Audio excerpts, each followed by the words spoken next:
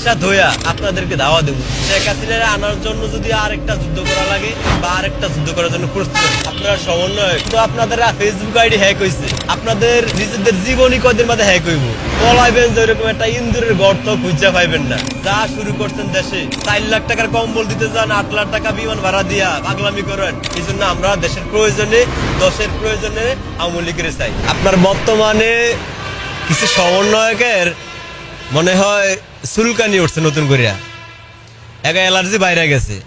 আপনার বাংলাদেশের বৃহত্তর শক্তিশালী দল বাংলাদেশ আওয়ামী লীগ এটারে নিষিদ্ধ করতে চায়। আসলে এরা মনে হয় আওয়ামী লীগ কি আইজও বোঝে না। আমার মনে হয় এরা রাজনীতিতে অভিষেক হওয়ার আগে আরো বই ফইরা আসা উচিত আছিল, কারণ এরা আইজও রাজনীতির ভিতরে অংশ বোঝে না। আপনার এই যে 72-এর সংবিধান কবর করবো কয়, যদি কারো মাথায় সমস্যা থাকে তার তো ওষুধ খাইলেই চলে, কিন্তু আপনি কি মাথা কাটতে নিতে পারবেন? পারবেন না। যদি সংবিধানের সমস্যা হয়, দুই একটা লাইন বা দুই একটা চ্যাপ্টার আপনি বদলাইতে পারেন, কিন্তু সংবিধান কবর দিবেন, আপনার এই ক্ষমতায় দেশের মানুষ কি দিছে? আপনার কতটুকু ম্যান্ডেট আছে, আপনাদের কতটুকু ওয়েট আছে যে আপনারা এত বড় কথা বলেন? আপনি কি আওয়ামী লীগ কি আইজও বোঝেন? আরে ভাই, এখন তো আপনাদের ফেসবুক আইডি হ্যাক হয়েছে, আপনাদের নিজেদের জীবনী কদের মাঝে হ্যাক হইব, কারণ আপনারা আওয়ামী লীগের এনো ভিতরের রূপ দেখেন না। আমি একটাই মনে করি, আওয়ামী লীগের হিংস্র করেন না, কারণ এই পর্যন্ত রাজপথে আওয়ামী লীগের চেয়ে বিপ্লবী কোনো দল আইজও বাংলাদেশে জন্মায় নেই। ঠিক আছে, আপনি আওয়ামী লীগের হিংস্রতা বাড়ায়েন না। আওয়ামী লীগ যথেষ্ট ভদ্র দল, শৃঙ্খল দল। যদি উচ্ছৃঙ্খল করেন তাহলে কিন্তু পালানোর জায়গা পাইবেন না। আপনারা সমন্বয়ক হয়েছেন, এর মানে এমন না যে এই দেশের একেবারে বিশাল বড় কিছু হয়ে গেছেন।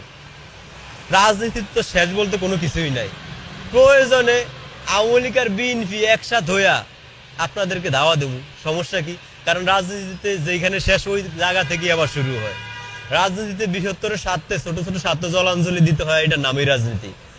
ওই আপনারা আওয়ামী লীগ বিএনপি যত দল আছে রাজনৈতিক, সব দলেরই চোখের কাটা। ঠিক আছে, সব দল বুঝা গেছে যে আপনারা সবার মাথার উপর লবণ দিয়ে খাইবেন। আপনারা হইলেন ছাগলের 3 নম্বর বাচ্চা।